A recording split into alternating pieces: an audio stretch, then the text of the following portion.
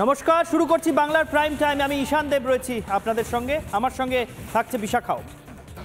আজকে সৌজন্য নিয়ে কথা বলতে হচ্ছে বাংলার প্রাইম টাইমে। এই মুহূর্তে গোটা দেশ সরগরম হয়ে রয়েছে গণতন্ত্রের বৃহত্তম উৎসবকে ঘিরে। তার কারণ আগেও একদিন বলছিলাম যে বিশ্বের বৃহত্তম গণতন্ত্র এই দেশ, শুধু তাই নয়, বিশ্বের বৃহত্তম জনসংখ্যাও এই দেশ এখন। ফলে এই দেশের নির্বাচন যখন হয় সেটা পৃথিবীর সবচেয়ে বড় গণতান্ত্রিক উৎসব। আর একটু আগে যে মন্তাজটা দেখাচ্ছিলাম, যেখানে বেশ কিছু ছবির কোলাজ দেখা যাচ্ছিল, এই বাংলারই জঙ্গলমহলে জনজাতি সম্প্রদায়ের কোনো একটা উৎসবের ছবি। সেই উৎসবটা এই গণতন্ত্রের উৎসবের মাঝখানেই এসে পড়েছে। সেই উৎসবে তাদেরকে সামিল হতে দেখলাম যারা গণতন্ত্রের উৎসবে পরস্পরের বিরুদ্ধে লড়ছেন বা প্রতিদ্বন্দ্বিতা করছেন।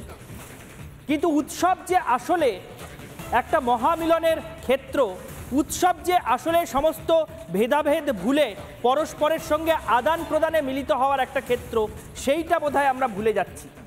এই যে জনজাতি সম্প্রদায়ের যে উৎসবের ছবি আমরা দেখাচ্ছি, যেখানে যুযুধান দুই পক্ষের, মানে পরস্পরের বিরুদ্ধে লড়তে থাকা দুটো রাজনৈতিক দলের দুই প্রার্থী পরস্পরের খুব কাছাকাছি এসেছিলেন, প্রায় মুখোমুখি হয়েছিলেন, কিন্তু মুখোমুখি হয়েও যারা পরস্পরের মুখোমুখি হতে চাইলেন না, তারা কি আসলে উৎসবের মানটা রাখতে পারলেন? উৎসব যদি মহামিলনের ক্ষেত্র হয়, উৎসব যদি মানুষের সঙ্গে মানুষের বা সমাজে যারা আমরা আমাদের মতো যাদেরকে নিয়ে এই সমাজ, তাদের নিজেদের মধ্যে আদান প্রদানের একটা ক্ষেত্র যদি উৎসব হয়, তাহলে সেখানে গিয়ে পরস্পরের সঙ্গে আদান প্রদান না করে যদি অসৌজন্যটাই দেখাতে থাকি, তাহলে সেটা কি উৎসবের জায়গায় থাকে? আর এই অসৌজন্যের রাজনীতি পশ্চিমবঙ্গের মাটিতেই সবচেয়ে বেশি বলে এখন অনেককেই আক্ষেপ করতে শোনা যায়। আর সেই আক্ষেপটা রয়েছে বলেই বোধহয় পশ্চিমবঙ্গে নির্বাচনগুলো সবচেয়ে বেশি রক্তাক্ত হয়। যদি ন্যূনতম সৌজন্যটা আমরা নিজেদের মধ্যে বহাল রাখতে পারতাম, বজায় রাখতে পারতাম, পরস্পরের মধ্যে একেবারে বুনিয়াদি যেটুকু সৌজন্য বহাল রাখা যায় সেইটুকু সীমাও যদি আমরা ধরে রাখতে পারতাম, তাহলে বোধহয় আমাদের নির্বাচনগুলো এতটা রক্তাক্ত হতো না। এই নিয়ে আরও বিশদে আপনাদেরকে আমরা আরও অনেক ছবি দেখাবো, সৌজন্য অসৌজন্য দুরকম ছবি দেখাবো। এবং তবে তার আগে বিশাখার থেকে জেনে নেব যে আজকের বিষয়টা ঠিক কি নিয়ে একেবারে পিন পয়েন্টেডভাবে আমরা আলোচনা করতে চলেছি। ঈশান, ভোটের কথা বলছিলে উৎসবের কথা, কিন্তু সেই উৎসব যদি এসে পড়ে ভোটের মাঝখানে, ভোট বড় বালা ঈশান। প্রতিটা অলিতে গলিতে প্রচার সারতেই হবে, পৌঁছে যেতে হবে প্রত্যেকটা ভোটারের ঘরের উঠোনে। আর বরাত জোরে যদি একটা পুজো বা পার্বণ এসে যায়, তাহলে তো সোনায় সোহাগা। ঠিক তাই হলো জানো ঝাড়গ্রামে, ঠিক তাই হলো। বাহা মা মারে বাঙ্গা, এটা একটা উৎসব, আদিবাসী উৎসব। সেই উৎসবের মাঝে জনসংযোগে জোর বিজেপি তৃণমূল দুই প্রার্থীরই। তৃণমূলের কালীপদ সোরেন আর বিজেপির প্রণত টুডু কখনো পুজো করলেন, কখনো হাঁটলেন, পাশাপাশি কখনো ধামসা মাদল বাজিয়ে নাচলেন। দুজনের মাঝে ফারাক এক হাত কি দু হাতের, কিন্তু তাও কেউ নাকি কাউকে দেখতেই পেলেন না।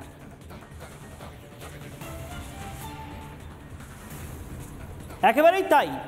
এই সৌজন্য বা এই অসৌজন্যের ছবিটা নিয়েই আজকে বাংলার প্রাইম টাইমে আমাদের কথা বলতে হবে। হাস্যকর লাগছে যে গণতন্ত্রের বৃহত্তম উৎসবে সামিল হয়েছেন যে দুজন প্রার্থী, মানুষের সঙ্গে আদান প্রদান করাটাই এখন যাদের সবচেয়ে বড় কাজ। কারণ প্রচারটা আসলে মানুষের সঙ্গে আদান প্রদান করা, রোজ মানুষের বাড়িতে দরজায় দরজায় যাওয়া। তারা একটা সামাজিক উৎসব বা একটা ধর্মীয় উৎসবে সামিল হলেন, কিন্তু সেখানে সামিল হয়ে সেই সৌজন্যটা, সেই আদান প্রদানটাই সবার আগে ভুলে গেলেন। একটু ছবিগুলো দেখে নিন আরও স্পষ্ট করে।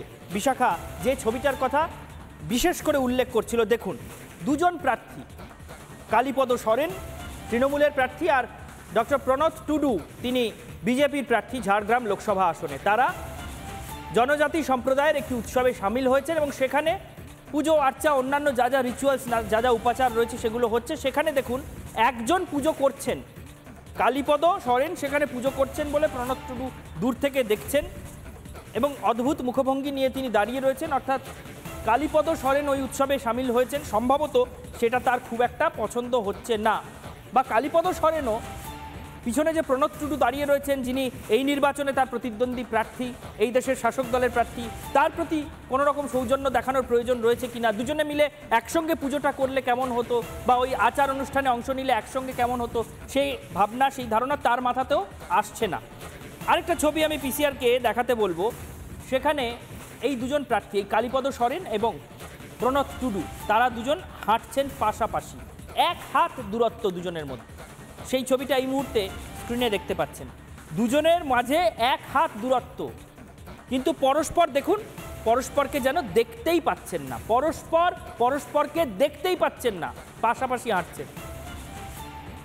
তাহলে প্রশ্ন করতে ইচ্ছে করে, এই যে সামাজিক উৎসবটায় তারা গিয়ে হাজির হয়েছিলেন, সেখানে কি আদৌ উৎসবে সামিল হতে গিয়েছিলেন, নাকি ওখানটা অনেক ভিড় জমে, সেই ভিড়ের সঙ্গে গিয়ে এই মুহূর্তে কথাবার্তা বলতে পারলে নির্বাচনে কিছু ভোট বেশি আসতে পারে, তাই ভোটের স্বার্থে ওখানে গিয়েছিলেন?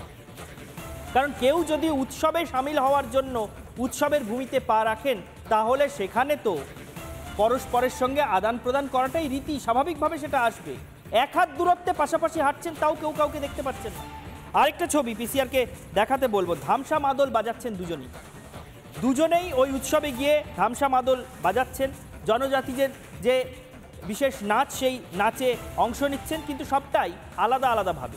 কালীপদ সরেন, প্রণব টুডু দুজনেই হাজির হলেন, দুজনেই আচার অনুষ্ঠানে অংশ নিলেন, পাশাপাশি হাঁটলেন, এমনকি জনজাতি নৃত্যে অংশ নিলেন, ধামসা মাদল বাজালেন, কিন্তু সব আলাদা আলাদাভাবে।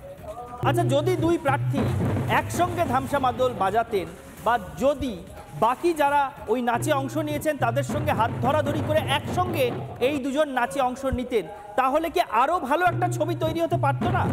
দারুণ সৌজন্যের একটা ছবি কি তৈরি হতে পারতো না? একটা দৃষ্টান্ত কি গোটা দেশের সামনে এই বাংলা তুলে ধরতে পারতো না? যে এই বাংলায় নির্বাচনে রক্তপাত এবং হিংসা নিয়ে এত প্রশ্ন ওঠে, কিন্তু সেই বাংলাতেই এমন জায়গাও আছে যেখানে দুজন প্রার্থী একটা সামাজিক উৎসবে গিয়ে রাজনৈতিক ভেদাভেদ ভুলে সামাজিকভাবে পরস্পরের সঙ্গে সৌজন্যের নিদর্শন রাখছেন, এবং সাধারণ মানুষও সামাজিক উৎসবের ক্ষেত্রে রাজনৈতিক ভেদাভেদগুলো দূরে সরিয়ে রেখেছেন। এই দৃষ্টান্ত কি তৈরি করা যেত না? এই দৃষ্টান্ত তৈরি করার যে অবকাশ ওই দুজন প্রার্থীর মধ্যে সামনে ছিল, কালীপদ সরেন এবং প্রণব টুডু, তারা কিন্তু সেই অবকাশটা হারিয়ে ফেললেন, তাই নয় কি বিশাখা? একদমই তাই। তুমি যে কথাগুলো বলছিলে, অবশ্যই এই ছবিগুলো তো নতুন করে প্রশ্ন তুলেই দেয়, যেখানে আমরা দেখলাম কি প্রথম দফার নির্বাচনে আমরা অনেক চেষ্টা করা হলো, কিন্তু তারপরেও কোথাও গিয়ে হিংসাকে আটকানো গেল না। আর তারপর এই অসৌজন্যের রাজনীতি আমরা যেটা দেখলাম ঝাড়গ্রামে, কালীপদ সোরেন যিনি তৃণমূলের প্রার্থী, তিনি নাকি দেখতেই পেলেন না তার রাজনৈতিক